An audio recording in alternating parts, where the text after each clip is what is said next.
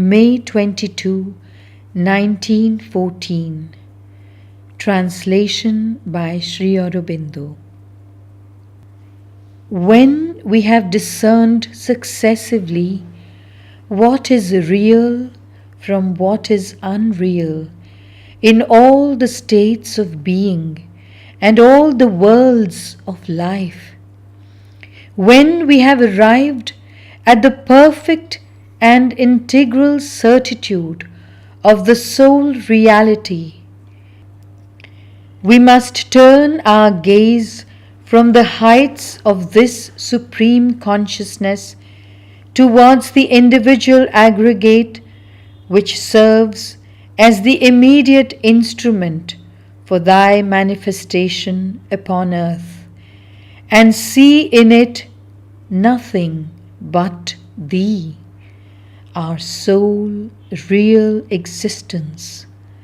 Thus, each atom of this aggregate will be awakened to receive thy sublime influence.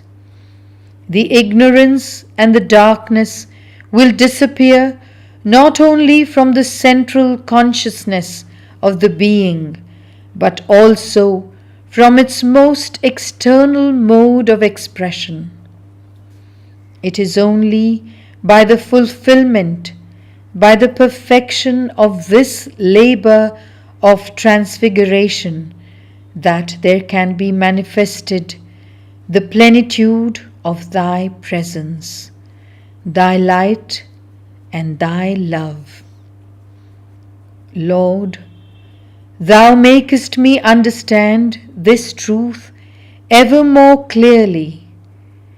Lead me step by step on that path. My whole being, down to its smallest atom, aspires for the perfect knowledge of thy presence and a complete union with it. Let every obstacle disappear. Let thy divine knowledge replace in every part the darkness of the ignorance. Even as thou hast illumined the central consciousness, the will in the being, enlighten too this outermost substance, and let the whole individuality, from its first origin and ascents to its last projection and most material body, be unified in a perfect realization and a complete manifestation of thy sole reality. Nothing is in the universe but thy life, thy light, thy love. Let everything become resplendent and transfigured by the knowledge of thy truth. Thy divine love floods my being. Thy supreme light is shining in every cell. All exults because it knows thee and because it is one with thee. May 23, 1914. O Lord, thou of whom I would be constantly conscious and whom I would realize in the smallest cells of my being, thou whom I would know as myself and see manifested in all things, thou who art the sole reality, the sole cause and aim of existence, grant that my love for thee may grow ever greater, so that I may be all love, thy love itself, and that, being thy love, I may unite integrally with thee. May this love grow more and more intense, complete, luminous, powerful. May this love become an irresistible urge towards Thee, the invincible means of manifesting Thee. May everything in this being become pure, profound, disinterested, divine love, from the unfathomable depths to the outermost substance. May the God with form who manifests in this aggregate be entirely moulded from Thy complete and sublime love, the love which is at once the source and the realization of all knowledge. May thought be clarified, organized, enlightened, transformed by Thy love. May all the life forces solely impregnated by Thy love and moulded from it, draw from it irresistible purity and constant energy, power and rectitude. May this weakened intermediary being take advantage of its weakness to reconstitute itself with elements entirely moulded from Thy love, and may this body, now a burning brazier, radiate Thy divine, impersonal, sublime, and calm love from every pore. May the brain be reconstituted by Thy love. Lastly, may Thy love overflow, flood, penetrate, transfigure, regenerate, animate all things with the power, the splendor, the sweetness and force which are its very own.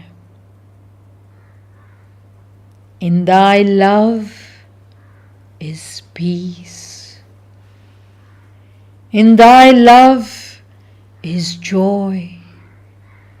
In Thy love is Thy servitor's sovereign lever of work. Thy love is vaster than the universe and more lasting than all the ages. It is infinite, eternal. It is Thyself.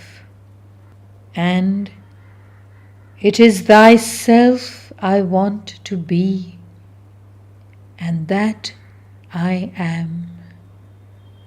For such is Thy law, such is Thy will.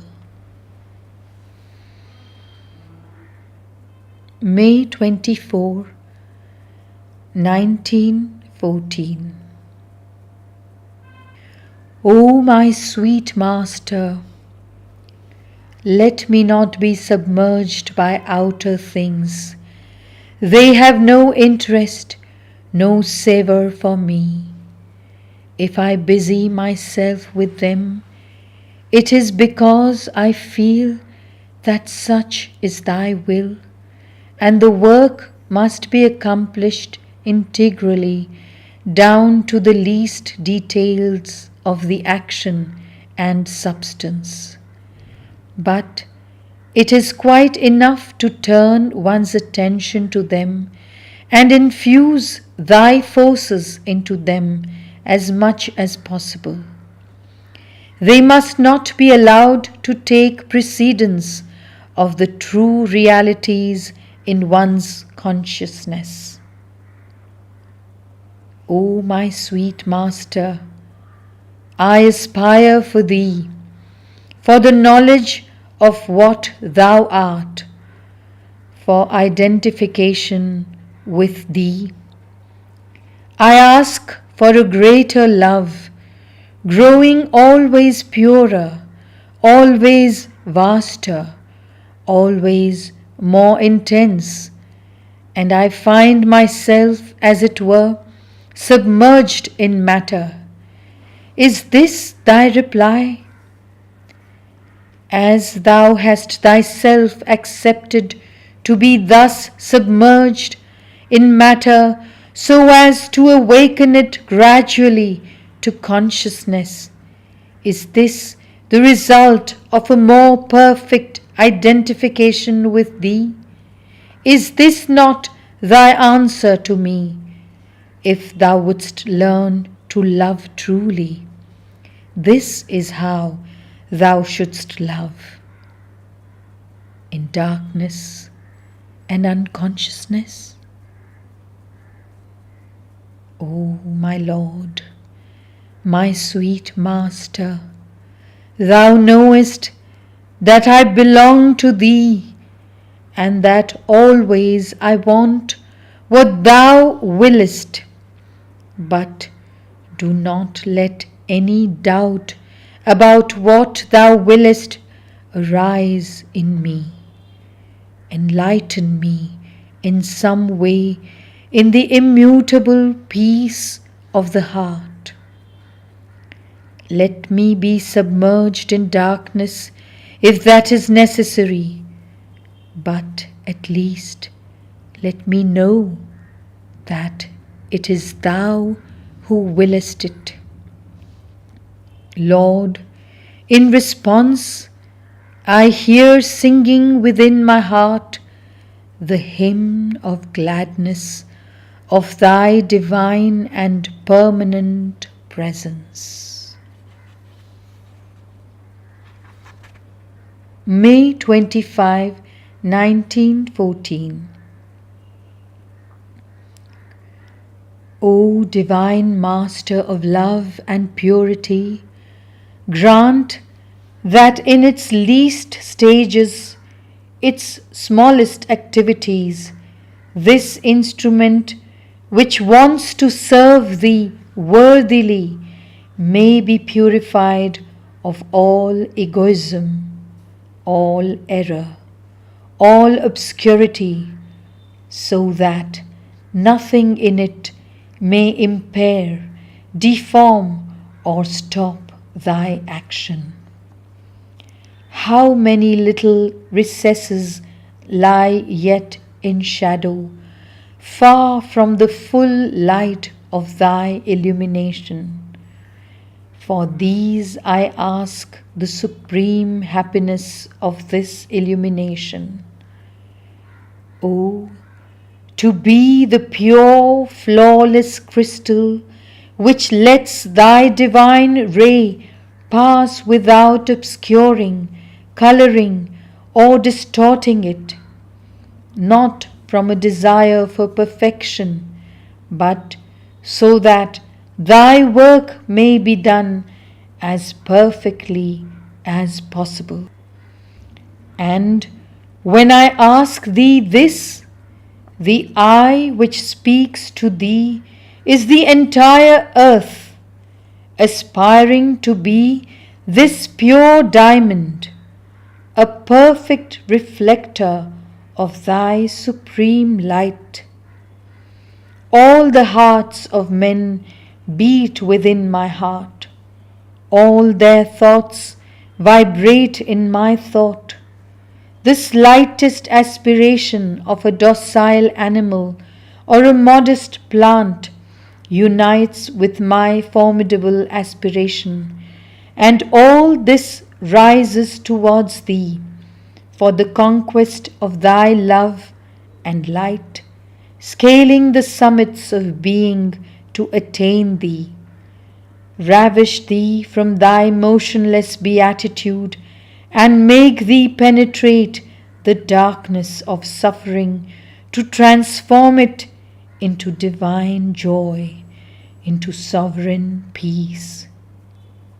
And This violence is made of an infinite love which gives itself, and a trustful serenity which smiles with the certitude of thy perfect unity.